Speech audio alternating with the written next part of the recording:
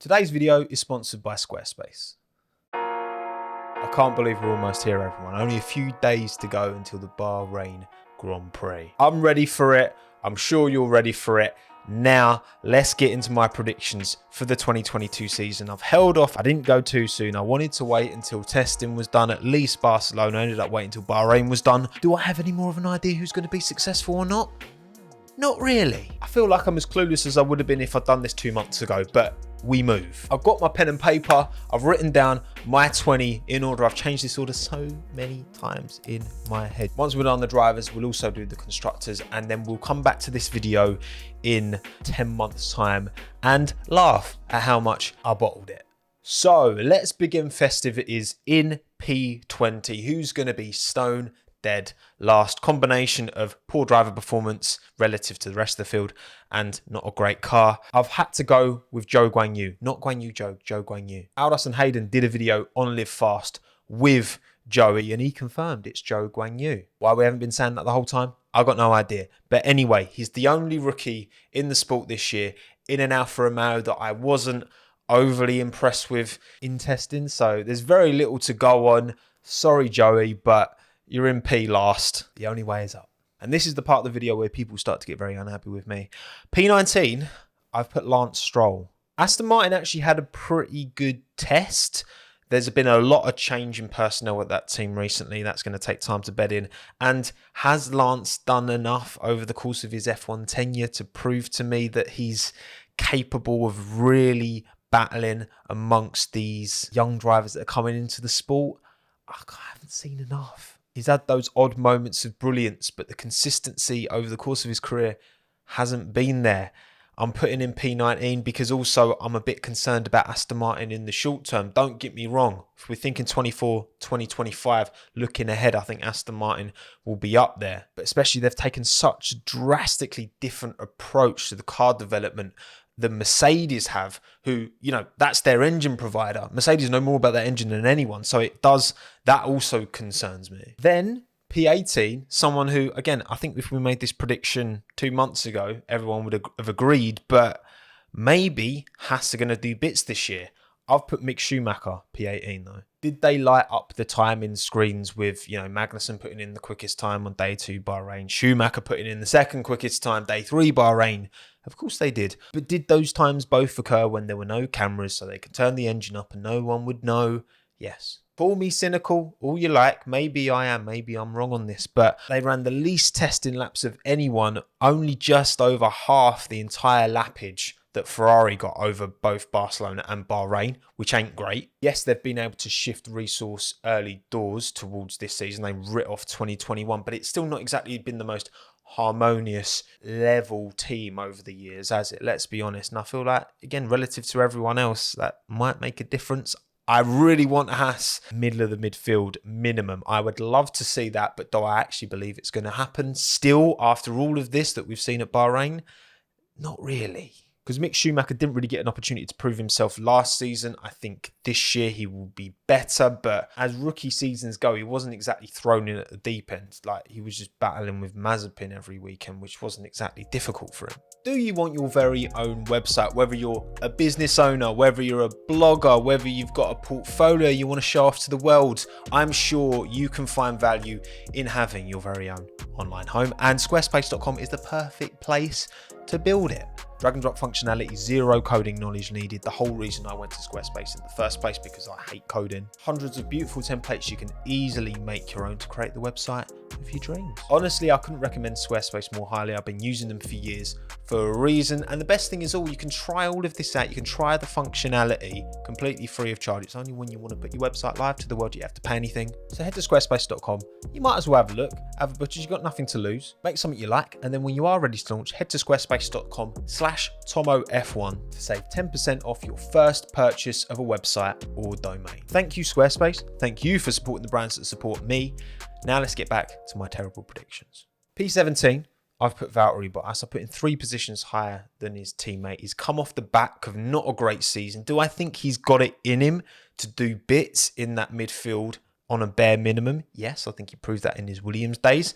But the most recent Bottas we've seen in Formula One hasn't been the most decisive, hasn't been the fastest. And he's jumping into a new team, new people to get used to, brand new car. It's not like they're carrying over driver development. I think this is going to hurt Bottas's chances individually and the team's chances. Obviously, Joe, rookie, coming in as well. Sauber Alfa Romeo have been consistently unsuccessful over numerous years now. I want that to change. I would love to see that team back up to the BMW Sauber days when they had Kubica Heifeld and they were winning races. But second fewest laps in testing and new driver pairing, it's hard for me to get super excited realistically about that team. So I'm putting Bottas P17.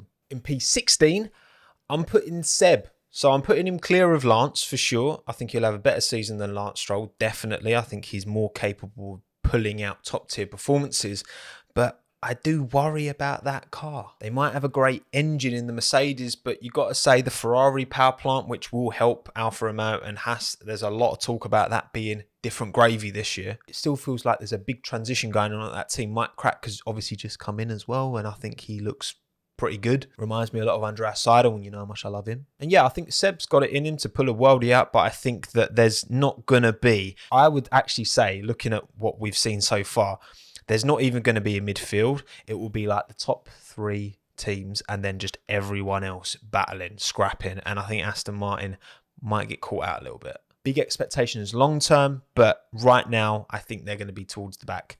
Vettel P16. And then P15, I'm going with K-Mag. He has returned back to the team he knows. So that transition from a team working with people point of view should be pretty seamless. And I think Kev's quality. I don't think he deserved to lose his seat in the first place. Like, if it was between Kev and Roman losing their seat, I'd have dropped Roman and kept Kevin personally. But I understand they wanted to change. Obviously, there has been money coming in at the time. Schumacher getting promoted. I get why it happened, but it's great to see Kevin back in the sport. It really is. He's such a good character and he's such a quick driver. I think he's thoroughly underestimated and underappreciated, in my opinion. And as much as, yes, Haas have had all this instability and had very little running and testing, the least running of anyone, they have had plenty of time to prepare. And their car looks pretty good, as much as they didn't get the lappage in terms of the quick runs. You know, even his long runs were pretty good relative to, like, he was only, I think, 0.3 off of Lewis on the long runs. And I think Kev's got it in him. He's had his experience in IMSA. He's driven a bit of IndyCar as well. He's had his time away from the sport to come back. It's rejuvenated him. He's the same age as me, so he's still young, okay? Yeah, I'm excited to see K-Mag maybe even pop a podium in every now and then. Who knows? P15. Okay, there's a team that hasn't been mentioned yet, which some of you might be surprised about, and maybe I'm delusional, but I'm going P14, Nicholas Latifi in the Williams. Good amount of laps in testing, especially when you consider rear brake, four-wheel steering madness that they had, which lost Nicholas like an entire day pretty much of testing, which was a shame. If that hadn't have happened, I think they'd have been right up there in terms of total lap count. Unlike Aston Martin, they've gone for a similar kind of philosophy, much closer philosophy-wise to the Mercedes, to the team that actually manufactures the engine. I think that's a good sign. And, you know, Nicky's qualifying performances have never been fantastic. You know, he's beaten by Jules convincingly over their time together, but his race pace isn't so bad. I would say that's pretty okay. This will be his 3rd year in the sport, his 3rd year at Williams. There's a lot to be said for that kind of consistent work with the same team.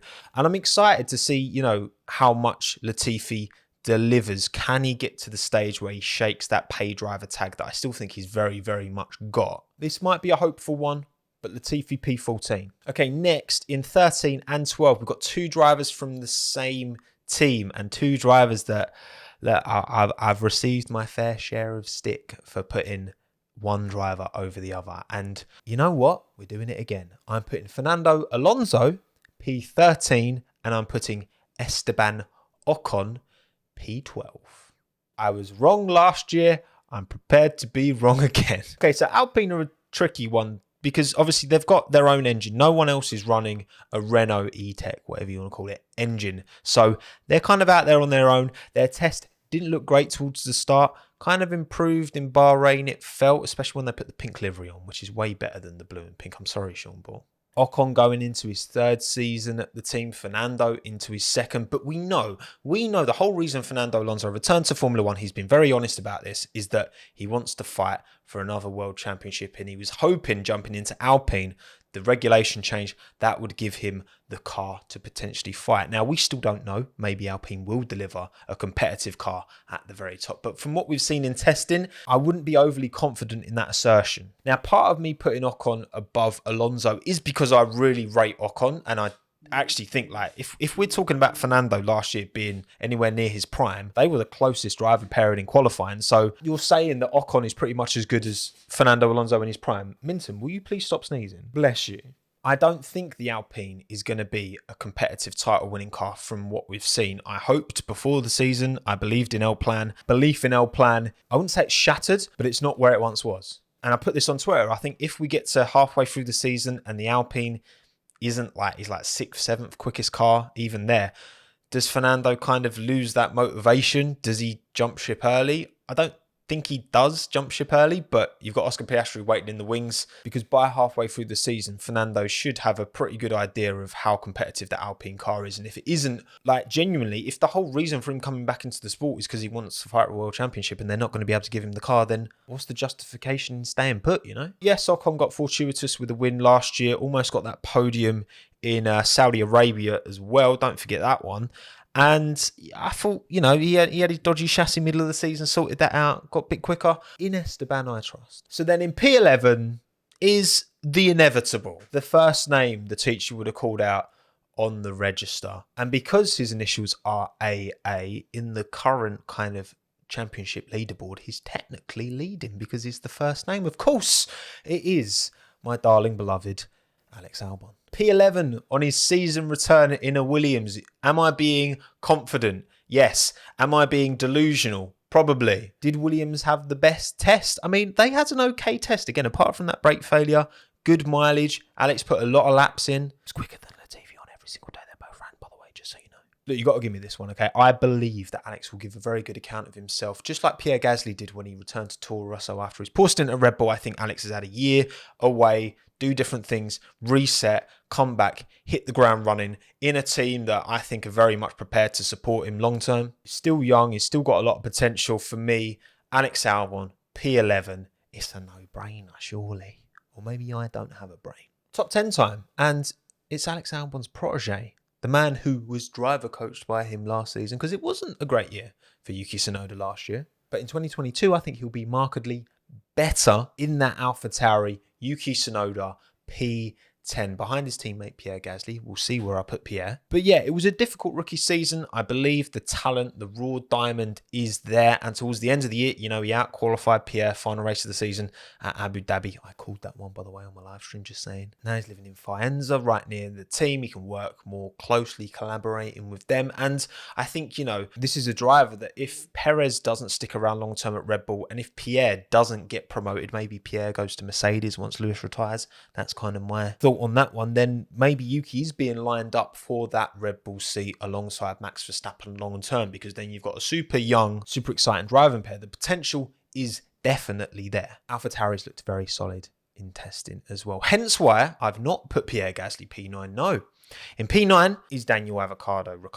Look, after last season, I can't sit here, as much as I love Daniel, I can't sit here and put him above Lando. That was a massive balls up. As much as this is Daniel's second season at the team, and typically his second year, we saw at Renault, second year was way better than his first. I also rate Lando incredibly highly, so I can't sit here with confidence and be like, yeah, he's going to beat Lando Norris. I really want McLaren to bridge that gap between those top 3 teams and the rest, but they had their brake issues in testing. Can they sort those things out? Sure. Is the fundamental car quick? I think it is. I haven't seen enough to say that it is going to be able to challenge a Mercedes, a Red Bull, or Ferrari for a race win. I hope I'm wrong, because I think those two drivers, an on-form Norris and an on-form Ricciardo, is something special. And then in P8, I've not gone Pierre Gasly. I have gone Lando Norris. I think he'll outperform Ricciardo slightly over the course of the year. I've got no reason to believe that he won't, apart from the fact that I think Daniel will improve. But Lando was so clear last year, and I think Lando's super crazy talented. I think it'll be tighter, much tighter between them two, but I think Lando will just about have the edge in that McLaren. And then that means in P7, I've gone with Pierre Gasly. For me, I think AlphaTauri are going to be a big surprise package this year. They put the 3rd most laps in testing. Yes, Pierre had a little bit of an incident, but that's what testing's for, to push the limits, right? They've got that Honda/Red Bull powertrains engine in, which I think is one of the better power units as well. And Pierre Gasly has just been insane these last couple of years. And I think that's only going to carry on, because I do think this is his last year at the team, regardless of what happens, whether he gets the Red Bull seat or whether he goes elsewhere. And you can make, and we'll talk about this in a bit when we talk about Lewis Hamilton, but I think you can make a genuine, logical argument that whatever happens at the end of 2022, Lewis Hamilton could retire. And if he does retire, surely Pierre Gasly's the perfect driver for that seat. He knows that Max Verstappen's the top dog in that team and will be for the foreseeable future. So surely if you're Pierre, Mercedes as a potential opportunity is more enticing. But then my driver predictions, I said I thought Gasly was going to replace Perez, because you can equally make an argument for that. It's tricky. Yeah, another great season for Pierre Gasly. He's P7, which means the top 6 places are covered by the top 3 teams. But it's refreshing to see Ferrari in this top 3 conversation again. I know it isn't like it was 2019 when they were last winning races. It's hardly a bloody decade ago. It's still nice to see more than 2 teams up there fighting, hopefully anyway. So in P6, I have decided to put a driver that maybe doesn't deserve to be here, but we'll get into that. I've put Sergio Perez in the Red Bull. Now, Sergio is a real difficult driver to analyze because, you know, he had such a good 2020 that can't be forgotten. Jumped into that Red Bull in 2021, got convincingly beaten by Verstappen, but so did Gasly, so did Albon. I think there is reason to believe that isn't just Max being amazing.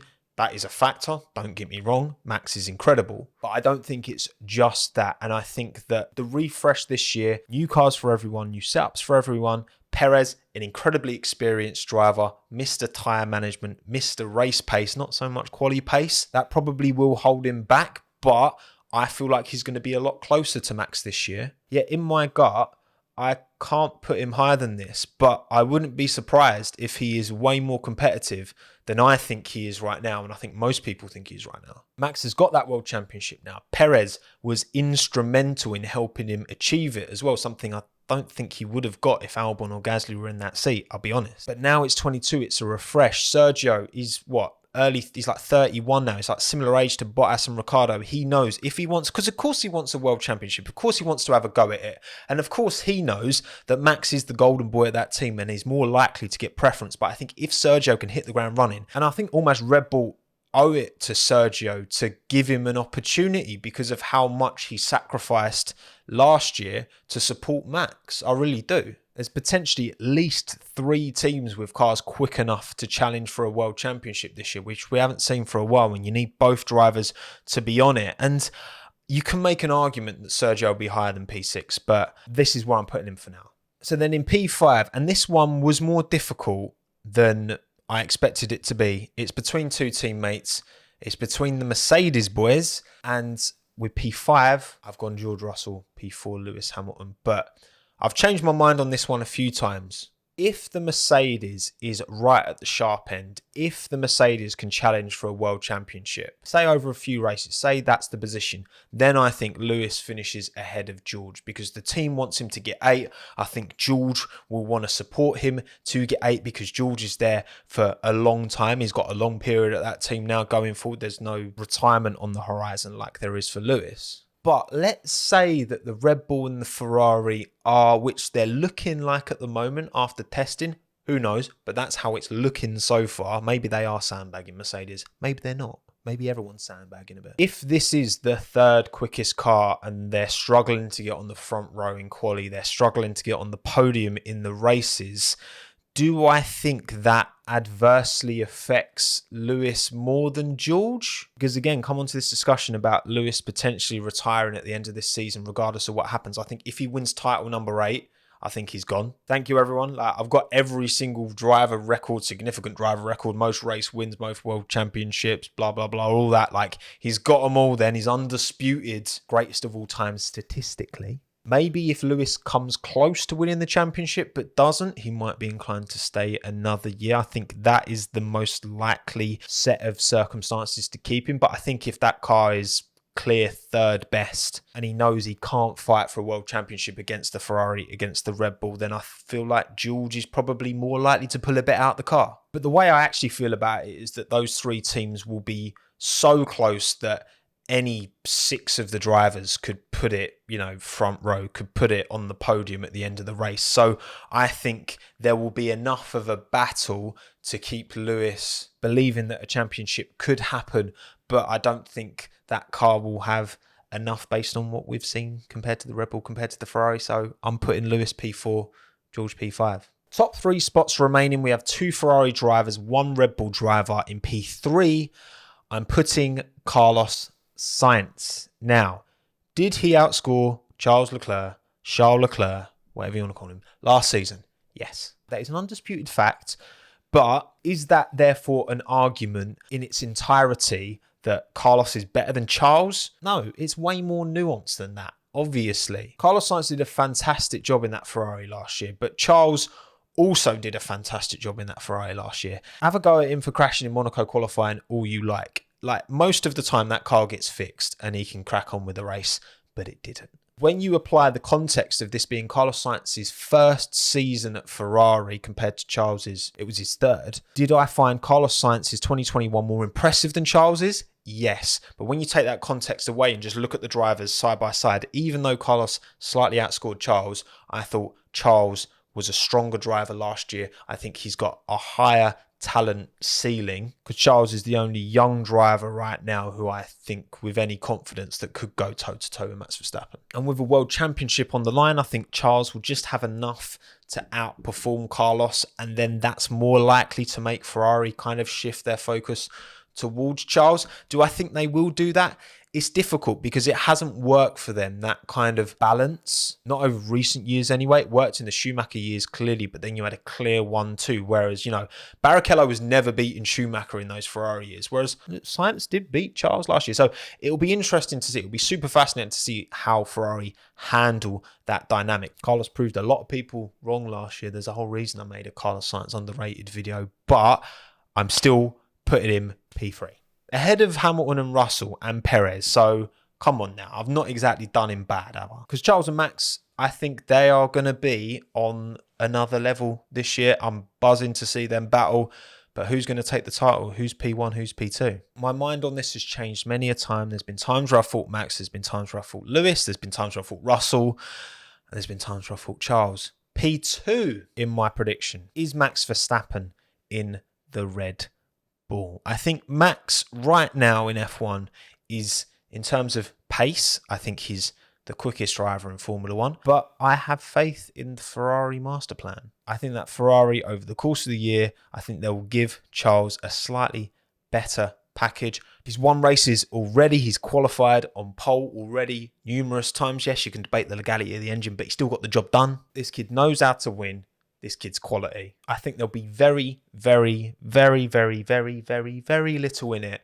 I look forward to seeing 2019 Silverstone shenanigans week in, week out. So that's it. Charles pips Max to the title, and we have a worldie of a 2022 season. Fingers crossed. Quickly through the constructors, I've put Alfa Romeo bottom, followed by Aston Martin. If any of these shouts is going to bite me on the arse, I think it's that one. Haas P8.